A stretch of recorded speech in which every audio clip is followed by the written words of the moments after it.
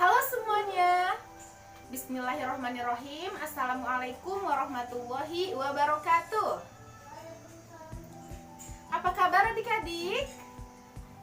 Alhamdulillah sehat semuanya ya.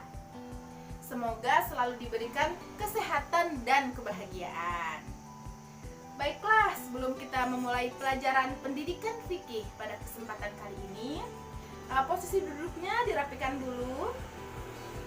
Ya, luruskan bangkunya berpatokan pada bangku yang paling depan. Oke, sudah? Sudah semuanya? Ya, buku-buku di atas mejanya dirapikan. Ditaruh ke kolong meja. Kalau tidak ada, dirapikan di atas meja saja. Sudah semuanya?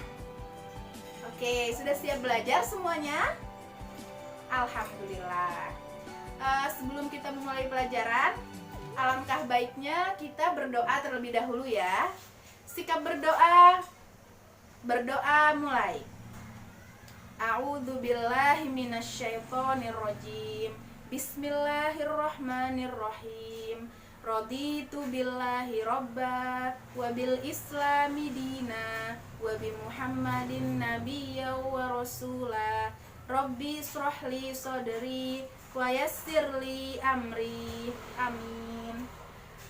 Semoga dengan kita awali pertemuan kita pada kesempatan kali ini dengan berdoa bersama, kegiatan belajar mengajar kita dapat berjalan dengan lancar dan diberikan kebarokahan ya. Amin, amin ya robbal alamin. Baiklah, marilah kita mulai dengan bersama membaca basmalah. Bismillahirrahmanirrahim. Sebelumnya ada yang tidak hadir? Baik, simak ke depan semuanya.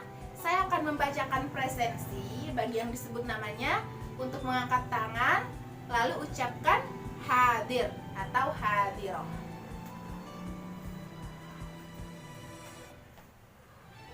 Baik, Ahmad Zaki Intifada,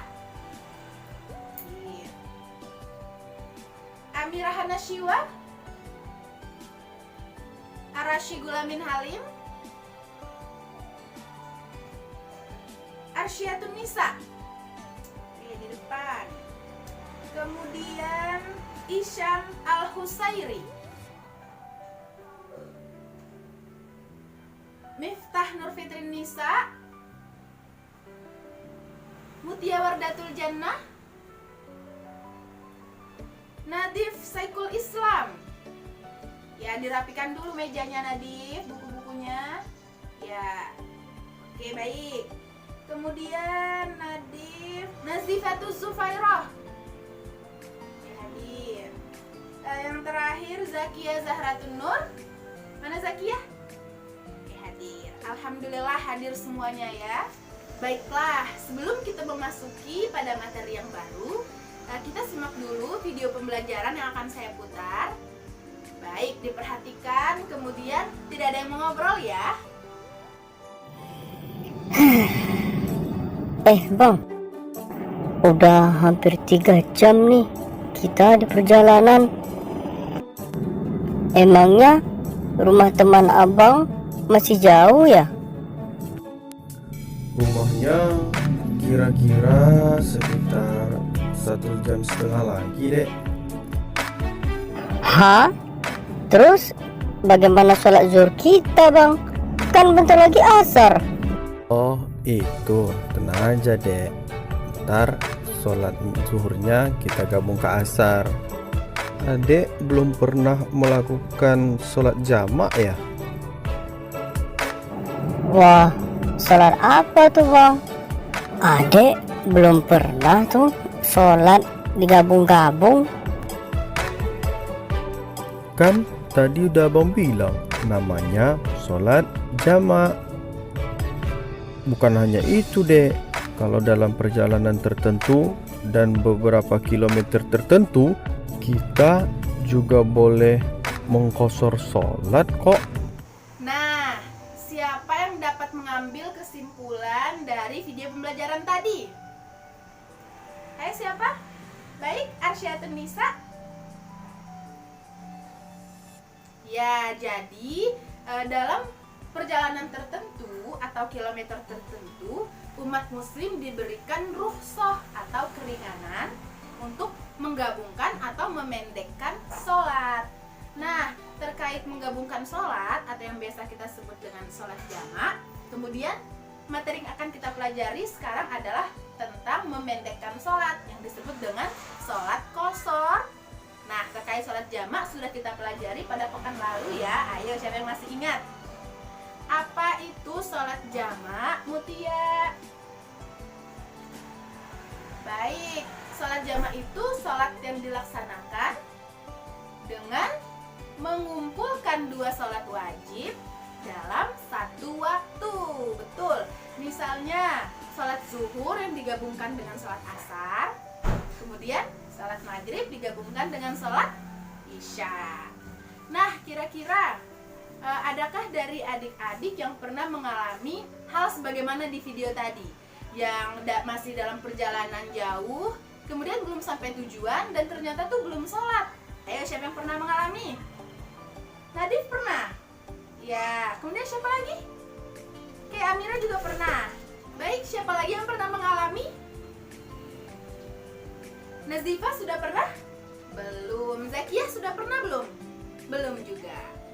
Nah, adik-adik, dengan mempelajari sholat jamak atau menggabungkan sholat, kemudian insya Allah pada kesempatan kali ini adik-adik juga akan mempelajari terkait sholat qashar, yakni memendekkan sholat. Adik-adik dapat mempraktekkan baik sholat jamak maupun sholat qashar ini apabila adik-adik dalam suatu perjalanan atau sebagai musafir. Baiklah, pada kesempatan kali ini kita akan membahas terkait sholat qashar. Nah, kita akan membahas apa saja. Yang pertama, apa sih sholat qashar itu? Kemudian, hukum dasar dibolehkannya sholat qashar itu seperti apa? Lalu, aturan-aturan dalam sholat qashar serta tata cara menghormati orang yang sedang melaksanakan sholat qashar. Nah, untuk lebih jelasnya, silahkan disimak slide PowerPoint yang akan saya bagikan. Kemudian jika ada yang belum dipahami atau sekiranya ada pertanyaan, untuk disampaikan pada sesi tanya jawab nanti ya. Baiklah, seperti yang kita ketahui bahwasanya sholat merupakan salah satu di antara bentuk ibadah yang dilakukan oleh umat Islam. Nah, terdapat dua jenis sholat, yaitu sholat sunnah dan sholat fardu atau sholat wajib. Sholat wajib adalah ibadah yang harus dilakukan oleh umat Islam dimanapun mereka berada. Bahkan Allah Subhanahu wa Ta'ala akan memberikan hukuman bagi mereka yang lalai dan meninggalkan sholat wajib, bahkan dalam situasi tersulit pun. Nah, mengqashar sholat ini merupakan rukhsah. Apa itu rukhsah? Keringanan. Jadi mengqashar sholat merupakan keringanan yang diberikan Allah Subhanahu wa Ta'ala untuk syariat umat Muhammad Sallallahu Alaihi Wasallam. Selanjutnya, silahkan diperhatikan kepada slide PowerPoint-nya. Yang pertama, kita akan membahas terkait pengertian sholat qashar terlebih dahulu. Kemudian hukum sholat qashar, aturan-aturan sholat qashar, dan yang terakhir adalah tata cara sholat qashar. Yang pertama, kita harus mengetahui dulu dalil dasar hukum sholat qashar di dalam Al-Quran, yaitu terdapat dalam surah An-Nisa ayat 101. Silahkan Nadif dibacakan.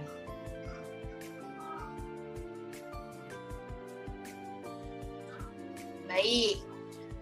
A'udzubillahi minasyaitonirrajim. Bismillahirrahmanirrahim. Wa idza darabtum fil ardi falaisa 'alaikum junahun an taqsuru minas shalah in khiftum ayyaftinakumul ladzina kafaru innal kafirina kanu lakum aduwwam mubina. Boleh dibacakan artinya, Amira? Ya, dan apabila kamu berpergian di bumi, maka tidaklah berdosa bagi kamu untuk mengqashar sholat jika kamu takut diserang oleh orang-orang kafir. Sesungguhnya orang kafir itu adalah musuh yang nyata bagimu. Nah, jadi dalil tentang sholat qashar dalam Al-Quran terdapat dalam Quran Surah An-Nisa ayat 101. Nah, selanjutnya kita beralih kepada pengertian sholat qashar. Qashar secara bahasa artinya memendekkan. Jangan sampai tertukar dengan pertemuan pekan lalu. Sholat jamak secara bahasa artinya menggabungkan atau mengumpulkan. Sedangkan qashar secara bahasa artinya memendekkan. Nah, sholat qashar yaitu melakukan sholat dengan meringkas atau mengurangi jumlah rakaat sholat yang bersangkutan. Dalam artian menjadikan sholat 4 rakaat menjadi 2 rakaat. Nah, di sini maksudnya sholat qashar itu meringkas sholat yang bersangkutan. Misalnya kita akan mengqashar sholat zuhur. Sholat zuhur berapa rakaat? 4 rakaat. Nah, sholat zuhur ini kita qashar yang awal mulanya 4 rakaat menjadi 2 rakaat. Dan ini merupakan rukhsah. Sholat qashar merupakan keringanan yang diberikan kepada mereka yang sedang dalam kondisi melakukan perjalanan jauh atau kondisi mendesak tertentu lainnya. Jadi mengqashar sholat ini merupakan keringanan yang diberikan Allah kepada umat manusia, dan mengqashar sholat ini yakni meringkas sholat yang awalnya 4 rakaat menjadi 2 rakaat. Sholat yang 4 rakaat apa saja contohnya? Sholat zuhur 4 rakaat, sholat asar 4 rakaat, dan sholat isya juga 4 rakaat. Kemudian kita beralih kepada hukum sholat qashar. Di sini ulama berbeda pendapat terkait hukum sholat qashar bagi musafir. Yang pertama, jumhur ulama dari kalangan Malikiyah, Syafi'iyah, dan Hambali mengatakan bahwa qashar sholat bagi musafir hukumnya hanya anjuran dan tidak wajib. Hanya saja bagi Malikiyah hukum qashar sholat adalah sunnah muakkad. Kemudian Syafi'iyah dan Hambali menyebutkan bahwa qashar sholat lebih afdol walaupun boleh untuk tidak qashar. Jadi di pendapat pertama jumhur ulama ini dari kalangan Malikiyah, Syafi'iyah, dan Hambali mengatakan bahwa qashar sholat hukumnya hanya anjuran dan tidak wajib. Kemudian untuk menurut pendapat Hanafiyah, mengqashar sholat bagi musafir adalah wajib dan tidak ada pilihan bagi musafir selain qashar. Jadi di sini ada perbedaan ya. Kalau yang pertama tadi jumhur ulama dari kalangan Malikiyah, Syafi'iyah, dan Hambali menyebutkan bahwa hukum qashar sholat adalah hanya anjuran dan tidak wajib. Nah, di sini pendapat Hanafiyah mengqashar sholat bagi musafir adalah wajib dan tidak ada pilihan bagi musafir selain qashar. Kemudian untuk pendapat selanjutnya, pendapat yang lebih mendekati adalah pendapat mayoritas ulama yang mengatakan bahwa qashar sholat bagi musafir hukumnya sunnah muakkad dan makruh bagi musafir yang tidak qashar. Jika pada pendapat pertama jumhur ulama kalangan Malikiyah, Syafi'iyah, dan Hambali menyebutkan hanya anjuran dan tidak wajib. Kemudian menurut pendapat Hanafiyah, qashar sholat bagi musafir adalah wajib dan tidak ada pilihan bagi musafir selain qashar. Dan menurut pendapat yang ketiga, yakni pendapat mayoritas ulama yang mengatakan bahwa qashar sholat bagi musafir hukumnya sunnah muakkad. Di sini ada 3 pendapat yang berbeda. Sebelum kita beralih kepada aturan-aturan sholat qashar, ada yang akan ditanyakan dari pengertian dan hukum dasar sholat qashar. Belum? Baik, kita lanjutkan dulu ya. Aturan-aturan sholat qashar. Yang pertama, mengqashar sholat ini hanya berlaku untuk sholat rubaiyah atau 4 rakaat. Sementara sholat maghrib dan sholat subuh tidak boleh diqashar. Nah, di sini perlu kita ketahui bahwasanya mengqashar sholat hanya berlaku bagi sholat rubaiyah. Apa itu sholat rubaiyah? Sholat yang terdiri dari 4 rakaat. Ada sholat zuhur, asar, dan isya. Jadi sholat rubaiyah ini boleh untuk diqasharkan. Sedangkan sholat maghrib dan subuh tidak boleh. Kenapa? Karena sholat maghrib 3 rakaat, sholat subuh 2 rakaat. Nah, hukum di sini sholat qashar hanya berlaku bagi sholat rubaiyah, yakni 4 rakaat. Kemudian, syariat mengqashar sholat hanya berlaku bagi musafir, sementara orang yang mukim tidak boleh qashar sholat. Nah, orang yang mukim itu orang apa? Orang yang berdiam di suatu tempat. Musafir, orang yang sedang dalam perjalanan. Nah, jadi mengqashar sholat ini hanya berlaku bagi musafir yang sedang dalam perjalanan. Sedangkan orang mukim tidak berlaku qashar sholat bagi orang mukim. Ya, bisa dipahami? bisa harus dibedakan ya. Musafir itu orang yang sedang dalam perjalanan, kalau mukim orang mukim yang tidak dalam perjalanan.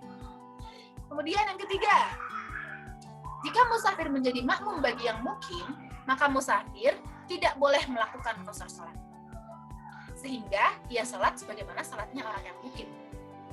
Misalnya ketika dalam perjalanan, misalnya Isam sedang dalam perjalanan. Nah, Isam ini di sini Isam adalah sebagai musafir karena sedang dalam perjalanan. Nah, ketika Isam berhenti untuk mengqasar sholat, sedangkan imamnya adalah Ahmad Zaki imam, Ahmad Zaki ini mukim, Isam yang musafir. Ketika Isam datang untuk menjadi makmum dari Ahmad Zaki yang seorang mukim, tidak berlaku bagi Isam untuk mengqasar sholat karena ia menjadi makmum bagi orang yang mukim. Bisa dipahami ya? Baik. Nah, apabila musafir masbuk atau datang telat, ketika jamaah telah bersama orang yang mukim, dan musafir ini hanya mendapat tasyahud akhir bersama imam yang mukim, musafir ini haruslah sholat 4 rakaat sebagaimana imamnya, meskipun musafir ini hanya mendapat sebagian dari sholat imamnya. Nah, ini berlaku kayak seperti yang nomor 3 tadi. Jika Ahmad Zaki ini adalah orang yang mukim, kemudian Isam adalah musafir dan menjadi makmum kepada Ahmad Zaki, walaupun Isam ini datangnya terlambat, walaupun hanya mendapatkan tasyahud akhir bersama Ahmad Zaki yang imam di sini, tidak berlaku bagi Isam untuk mengqasar sholat. Dia harus sholat sebagaimana biasanya, yakni 4 rakaat, ya. Jadi tidak boleh bagi musafir menjadi makmum. Tidak boleh mengqasar sholat bagi musafir apabila ia bermakmum pada orang yang mukim. Kemudian selanjutnya, apabila musafir telah datang ke sebuah masjid, lalu ia tidak tahu apakah imamnya qasar atau tidak qasar. Nah, ketika seseorang datang ke masjid, tapi ia tidak tahu ini imamnya ini orang sedang qasar atau tidak qasar. Nah, ini musafir ini harus menentukan berdasarkan prediksi kuat yang ia lakukan. Nah, misalnya di masjid pada sebuah bandara atau stasiun, biasanya itu adalah yang sholat-sholat di sana adalah orang-orang musafir, karena kita lihat dari indikator kuat berdasarkan prediksi yang kita lakukan. Misalnya kalau yang imam di stasiun atau bandara biasanya ia adalah qasar sholat. Nah, jadi apabila kita tidak tahu ini imamnya qasar atau tidak, kita bisa melihat berdasarkan prediksi yang kita lakukan. Misalnya dengan indikator nih seperti yang di PPT, misalnya dengan indikator stasiun, bandara, atau tempat singgah musafir, sehingga dugaan kita itu kuat kalau imamnya adalah musafir, sehingga dugaan kita kuat kalau imamnya itu mungkin seperti itu ya. Kemudian yang nomor 6, coba Arsyadun Nisa dibacakan yang nomor 6. Baik, menurut ulama Syafi'iyah, Malikiyah, dan Hambali, musafir boleh mengqasar salatnya jika ia melakukan safar yang bukan untuk maksiat, karena qasar adalah rukhsah dan tidak berlaku untuk safar maksiat. Safar maksiat itu sebagaimana? Saya bisa memberi contoh safar tapi dalam maksiat. Nah, safar dalam maksiat ini tidak boleh untuk mengqasar salat, walaupun dia musafir dan dia sedang melakukan perjalanan yang jauh pun. Kalau tujuannya untuk maksiat, dia tidak diberi keringanan untuk mengqasar sholat. Misalnya, seorang yang melakukan perjalanan untuk menuju ke istana, untuk mencuri. Nah, ini tujuannya melakukan perjalanan jauh ini menuju istana untuk mencuri istana itu. Nah, ini tidak berlaku untuk mengqasar sholat, karena tujuannya sudah salah, untuk maksiat, untuk mencuri. Itu tidak boleh, kan? Kemudian untuk aturan salat qasar yang terakhir, musafir yang melakukan salat qasar tidak berlaku sampai ia keluar dari daerahnya. Nah, jika ia berada di ujung daerahnya, maka ia belum boleh melakukan qasar.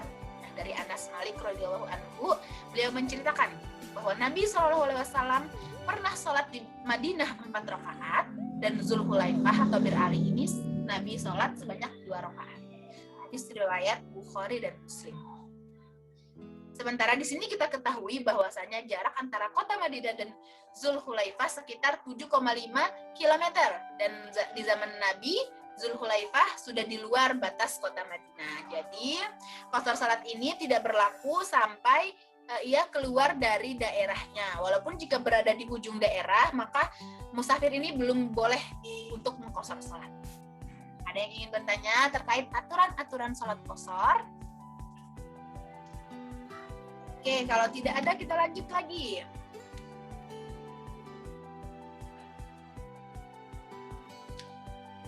Terkait tata cara sholat qasar. Pada umumnya, sholat qasar ini, apa arti tadi kan sholat qasar secara bahasa? Apa artinya?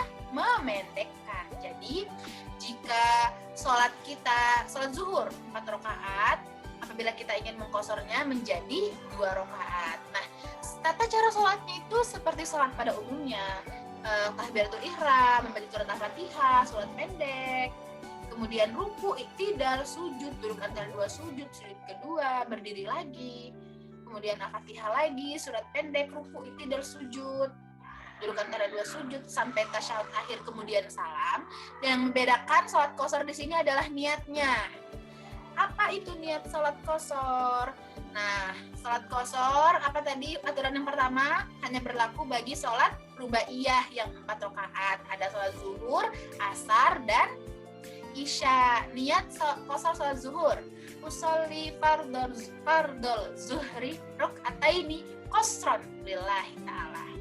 Ketika kita sholat asar, usolli fardol asri rakaataini qasran lillahi ta'ala. Ketika kita sholat isya ingin mengqasar, usolli fardhol isya'i rakaataini qasran lillahi ta'ala. Aku niat sholat fardu isya 2 rakaat qasar karena Allah Ta'ala, ya. Jadi yang membedakannya itu adalah pada niat sholatnya. Kemudian cukup sekian materi yang dapat saya sampaikan. Di sini kita membuka sesi tanya jawab. Bagi yang ingin bertanya, mari, siapa yang akan bertanya? Belum ada. Alhamdulillah sudah paham semua. Alhamdulillah. Nah, jika tidak ada yang bertanya, saya yang akan bertanya. Di sini ada beberapa soal. Kita jawab sama-sama ya. Soal yang pertama. Silahkan Arashi Gulamin Halim, dibaca soal yang pertama. Qasar secara bahasa artinya, ada yang tahu? Qasar secara bahasa, A memanjangkan, B bepergian, C pulang, D memendekkan. Memendekkan. Qasar secara bahasa artinya memendekkan. Jawabannya D. Kemudian Ahmad Zaki, silahkan dibacakan soal nomor 2. Nah, salat qasar ini merupakan titik-titik yang diberikan kepada mereka yang sedang dalam kondisi melakukan perjalanan jauh atau kondisi mendesak tertentu lainnya. Ayo apa? A. Salat qasar ini apakah kelainan, apakah kelimpahan, kekurangan, atau keringanan? Keringanan. Jadi salat qasar merupakan keringanan yang diberikan bagi yang sedang dalam perjalanan jauh. Keringanan ini apa bahasa Arabnya tadi? Atau istilahnya keringanan adalah rukhsah. Zakia, dibaca nomor 3. Silakan. Melakukan sholat dengan meringkas atau mengurangi jumlah rakaat sholat yang bersangkutan. Nah, dalam artian menjadikan sholat 4 rakaat menjadi 2 rakaat disebut sholat jamak. Apakah sholat jamak? Sholat qasar. Jawabannya A. Sholat jamak itu menggabungkan 2 sholat wajib dalam satu waktu. Kalau di sini soalnya itu meringkas atau mengurangi yang dari 4 rakaat pada 2 rakaat adalah sholat qasar. Jawabannya A.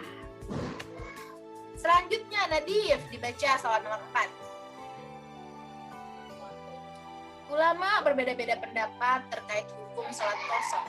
Mengqasar sholat bagi musafir adalah wajib dan tidak ada pilihan bagi musafir selain qasar. Adalah pendapat dari, siapa yang masih ingat? Mengqasar sholat itu wajib dan tidak ada pilihan bagi musafir selain qasar. Hana? Iya, coba kita cek apakah benar. Kita kita slide lagi ya. Apakah Hanafiyah? Ya, mengqashar sholat bagi musafir adalah wajib dan tidak ada pilihan bagi musafir selain qashar adalah pendapatnya Hanafiyah. Soal selanjutnya silahkan dibaca. Mutia Wardatul Jannah. Apakah sholat maghrib dan subuh boleh untuk diqasharkan? Tidak boleh, karena mengqashar sholat hanya berlaku untuk sholat rubaiyah. Coba Nazifa, apa saja sholat yang termasuk dalam sholat rubaiyah? Sholat zuhur, asar, dan isya. Sholat rubaiyah itu sholat yang terdiri dari 4 rakaat. Amira, syariat mengqashar sholat hanya berlaku bagi A. Mukim yang berdiam di kotanya, B. Musafir yang menjadi makmum orang mukim, C. Muazzin, D. Musafir. Ya, musafir. Nomor 6, D. Musafir. Selanjutnya Isam, silakan nomor 7.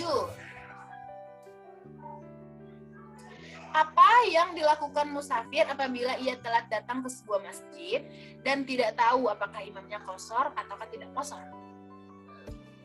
Betul, dilakukan berdasarkan prediksi yang kuat yang ia lakukan. Ya, tadi, misalnya di sebuah bandara. Nah, bandara ini kan biasanya orang berpergian lewat bandara. Nah, prediksi kuatnya imam di sini pasti qashar. Nah, itu kita lihat dari prediksi kuat yang kita lakukan sehingga kita yakin apakah imamnya qashar, apakah imamnya mukim, apakah imamnya musafir, seperti itu ya. Kemudian nomor 8, Arsyadun Nisa. Musafir boleh mengqashar salatnya jika ia melakukan safar yang bukan untuk maksiat, merupakan pendapat dari ulama Syafi'iyah, Malikiyah, dan Hambali. Kemudian soal selanjutnya, Miftah Nur Fitrin Nisa. Berikut ini adalah aturan-aturan dalam mengqashar salat, kecuali A. Qashar dapat dilakukan kapan saja dan di mana saja. B. Qashar tidak berlaku untuk safar maksiat. C. Syariat mengqashar salat hanya berlaku bagi musafir. Atau D. Mengqashar salat hanya berlaku untuk salat rubaiyah. Dilihat soalnya ada kecuali. Aturan-aturan mengqashar salat kecuali A. Qashar dapat dilakukan kapan saja dan di mana saja. Qashar itu tidak boleh dilakukan kapan saja dan mana saja. Ada aturan-aturannya. Kapan? Ketika seseorang sedang dalam perjalanan atau situasi mendesak lainnya. Kemudian di mana saja? Ketika perjalanan itu jauh, kayak tadi dibahas di hadis bahwa Nabi SAW salat 4 rakaat di Madinah dan salat 2 rakaat di Bir Ali. Soal terakhir, di dalam Al-Quran ayat yang berkenaan dengan qashar salat adalah Al-Baqarah 183, Ali Imran 104, Al-Qalam ayat 1 atau An-Nisa ayat 101. An-Nisa ayat 101. Masya Allah, sudah hebat semuanya ya adik-adik. Selanjutnya masih kita buka sesi tanya jawab. Apakah ada yang akan bertanya? Baik, jika tidak ada yang bertanya, mungkin ada dari adik-adik yang akan memberi ulasan terkait materi kita pada pertemuan kali ini terkait sholat qashar. Sedikit ulasan, bisa tentang pengertian, hukum, atau tentang aturan, atau niat-niat sholat qashar. Ya, silakan Miftah Nur Fitrin Nisa berikan sedikit ulasan terkait materi pada kesempatan kali ini. Masya Allah, hebat sekali. Ada lagi? Ya, Arashi Gulamin Halim. Baik, ada 3 pendapat ulama yang berbeda. Ya, demikianlah. Semoga bermanfaat ya. Bisa dipahami semuanya? Alhamdulillahirabbil alamin. Mungkin saya akan stopkan share screen-nya. Baik. Bisa dipahami ya terkait materi salat qashar tadi? Alhamdulillah.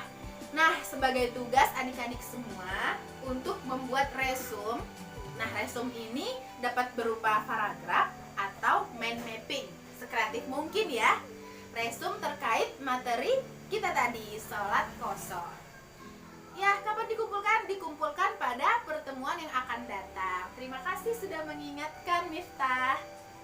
Baiklah, demikianlah pertemuan kita pada kesempatan kali ini.